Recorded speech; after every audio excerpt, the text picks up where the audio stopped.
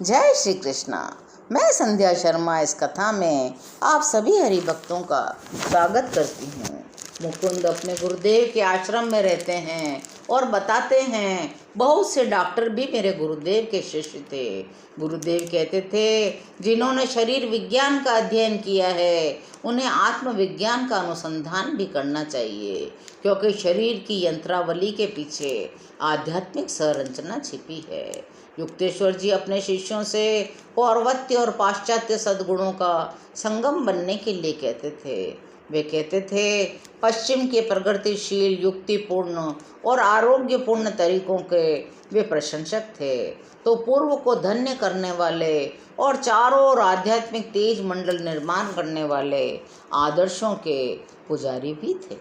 अनुशासन मेरे लिए कोई नई बात नहीं थी, क्योंकि घर में पिताजी अनुशासन में दृढ़ थे और अनंतदा तो उनसे भी ज़्यादा।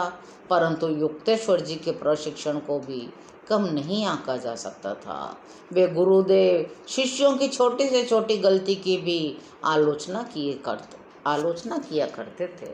शिष्टाचार का पालन यदि निष्कपट न किया जाए तो वो मृत सुंदर नारी के समान है, गुरुदेव कहते थे। गुरुदेव मेरी आध्यात्मिक उन्नति से संतुष्ट थे।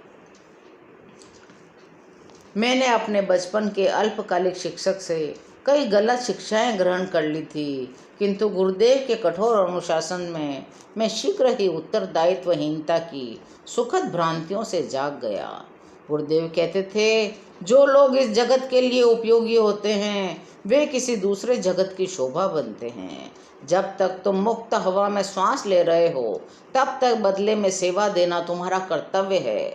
जो समाधि की श्वास रहित अवस्था में प्रतिष्ठित हो गया हो वही जगत के कर्तव्यों से मुक्त है। जब तुम उस अंतिम पूर्णता की अवस्था में पहुंच जाओगे तब मैं तुम्हें उस बारे में सूचित करने में चूकूंगा नहीं। मेरे गुरु को घूस से वश में नहीं किया जा सकता था, प्रेम से भी नहीं। जिसने शिष्य बनना स्वीकार कर लिया उसके प्रति वे नरमी नहीं दिखाते थे।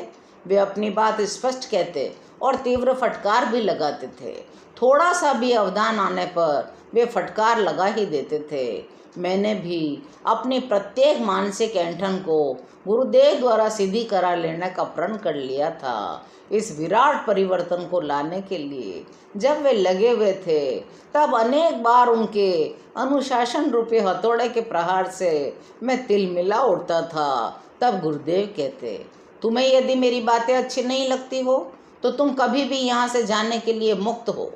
मैं तुम्हारी उन्नति के अतिरिक्त और किसी चीज़ की अपेक्षा नहीं रखता। मेरे गुरुदेव कहते थे, शांत मन से मनुष्यों के शब्दांबर की अस्त व्यस्तता के पीछे छिपे विचारों को पहचानने का प्रयास करो। युक्तेश्वर जी भारत में सर्वाधिक लोकप्रिय गुरु होते यदि उनकी वाणी इतनी स्पष्ट और कटु आलोचनात्मक न होती। जो मुझसे शिक्षा प्राप्त करने आते हैं उनके साथ में अत्यंत सख्त होता हूँ। उन्होंने एक बार मेरे समक्ष स्वीकार किया था, यही मेरा तरीका है, चाहे तो उसे स्वीकार करो या उसे छोड़ दो, परंतु तुम अपने शिष्यों के साथ अधिक सहृदय रहना, वही तुम्हारा तरीका होगा। इस तरह वे मुझे हमेशा समझाते थे। वे कहते थे, तुम्हें विदेशों में जाना पड़ेगा जहाँ अहम पर निर्दय प्रहार पसंद नहीं किया जाएगा। वहाँ के लोगों के अनुरूप धैर्य और सहनशीलता ही तुम्हें धारण करनी पड़ेगी, क्योंकि इनके बिना कोई गुरु इस बाहर के संदेश का प्रचार प्रसार नहीं कर सकता।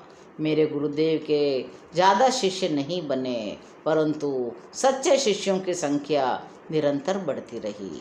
एक दिन युक्तेश्वर जी का दर्शन करने के लिए मेरे पिताजी श्री रामपुर में आए। पिताजी मेरी त्रुटियों का लंबा वर्णन सुनकर स्तब्ध हो गए। वे तेजी से मेरे पास आए और बोले, मुकुंद, तुम्हारे गुरु की बातें सुनकर तो मुझे ऐसा लगता है तुम तो पूरे चौपट हो गए हो। युक्तेश्वर जी के मुझ पर कोप का कारण था, मैं एक व्यक्ति को आध्यात्म मार्ग पर लाने का प्रयत्न कर रहा था। मैं गुरुदेव के पास पहुंचा। उन्होंने अपनी दृष्टि नीची कर ली। मैंने उनसे पूछा, गुरुदेव, आपने मेरे पिता के सामने इतनी निर्दय आलोचना क्यों की? युक्तेश्वर जी बोले, अब नहीं करूँगा। तत्काल मैं निरस्त्र हो गया। उस महान पुरुष ने कितनी तत्परता से अपनी भूल स्वीकार कर ली। उसके बाद भी जहाँ चाहे जब चाहे मेरी खबर लेना उन्होंने जारी ही रखा। अनेक शिष्यों के मन में गुरु के बारे में पूर्व निर्धारित कल्पना होती है। एक अवसर पर मैं बरस पड़ा, तुम यदि एक संत को समझ पाते तो स्वयं संत बन जाते। सृष्टि के अरबों रहस्यों का भेद हम जान नहीं पाए, तब भी कोई यह सोचने का साहस करे कि एक सिद्ध पुरुष के अथाह स्वभाव का ज्ञान उसे तत्क्षण हो जाए। अनेक शिष्यों से इस तरह मेरी कभी कभी वार्तालाप हो जाती थी। अनेक शिष्य आते रहे जाते रहे, जो आसान मार्ग चाहते थे, जिनमें उन्हें आते ही सहानुभूति मिले, उनके गुणों की सराहना हो, तो उन्हें आश्रम में निराशा लगती थी। गुरुदेव के साथ आरंभ में मुझे उनकी फटकार का भय लगा रहता था, परंतु बाद में समझ में आ गया यह चीर फाड़ केवल उन्हीं पर की जाती थी जिनसे उन्हें अनुशासन की मांग थी। कोई मर्माहत शिष्य कभी प्रतिवाद भी करता तो गुरुदेव उसका कभी बुरा नहीं मानते थे। जब मैंने अपने आंतरिक रोष को छोड़ दिया, तब मैंने देखा मुझे मिलने वाली प्रताड़ना में स्पष्ट कमी आई है। अब गुरुदेव मेरे प्रति थोड़े नरम हो गए थे। अपने गुरु के साथ अनायास ही मेरा तालमेल बैठ गया। तब मैंने जाना वे दूसरों पर कितना विश्वास करते हैं, उनका ख्याल करते हैं, प्रेम करते हैं, परंतु स्नेह का एक शब्द भी उनके मुख से नहीं निकलता। भावों को प्रकट करना उनके स्वभाव में ही नहीं था। श्री युक्तेश्वर जी बहुत कम शब्दों का प्रयोग करते थे। श्री युक्तेश्वर जी अपने जीवन का क्षमा कीजिएगा अपने कॉलेज के प्रथम वर्ष की ग्रीष्मकालीन छुट्टियों में मैं अपने गुरु के साथ कुछ महीने समय बिताने के अवसर की लंबे समय से प्रतीक्षा कर रहा था। गुरुदेव बड़े प्रसन्न थे। मेरे जाते ही कहने लगे, आश्रम का कार्यभार अब तुम्हें संभालना है। तुम्हारा कार्य होगा अतिथियों का स्वागत और शिष्यों की देखरेख। 15 दिन बाद ही कुमार नाम का पूर्वी बंगाल का एक लड़का आश्रम में शिक्षा ग्रहण करने आया। बुद्धिमान होने के कारण वह शीघ्र ही गुरुदेव का प्रेम पात्र बन गया। किसी कारण इस नए आश्रमवासी के प्रति युक्तेश्वर जी ने अनालोचनात्मक रवैया भी अपनाया था। 1 माह बाद गुरुदेव ने आदेश दिया, मुकुंद, अब तुम्हारा कार्य कुमार संभालेगा।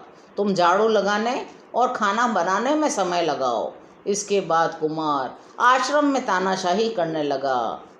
मूक विद्रोह के रूप में अन्य शिष्य परामर्श के लिए मेरे पास आते रहे। एक दिन मेरे कानों में कुमार और गुरुदेव के बीच चल रहा संवाद पड़ा। गुरुदेव, मुकुंद के कारण मेरे काम में दिक्कत हो रही है। सब लोग उसी के पास जाते हैं, उसी का कहना मानते हैं। तब गुरुदेव उससे कह रहे थे, इसीलिए मैंने उसे रसोई घर का और तुम्हें बैठक खाने का काम दिया, ताकि समझ में आ सके एक योग्य नेता में सेवा की इच्छा होती है, अधिकार चलाने की नहीं। गुरुदेव कठोर स्वर में कह रहे थे, तुम्हें मुकुंद का पद चाहिए था, परंतु तुम उस पद को संभाल नहीं सके। अब तुम अपने पुराने पद रसोई घर में सहायक के रूप में काम करो। पुनः कुमार के प्रति तुष्टिकरण की नीति अपना ली। कुमार में गुरुदेव को एक सुंदर फंवारा नजर आ रहा था, लेकिन ऐसा फंवारा जो गुरु भाइयों के लिए फुहारे नहीं छोड़ता। यह लड़का गुरुदेव का सबसे प्रिय हो गया था। तब भी मैं हतोत्साहित नहीं हुआ। आज की कथा यहीं विश्राम लेती है। शेष कथा को सुनने के लिए चैनल को सब्सक्राइब करिए और प्रेम से बोलिए, जय श्री कृष्ण।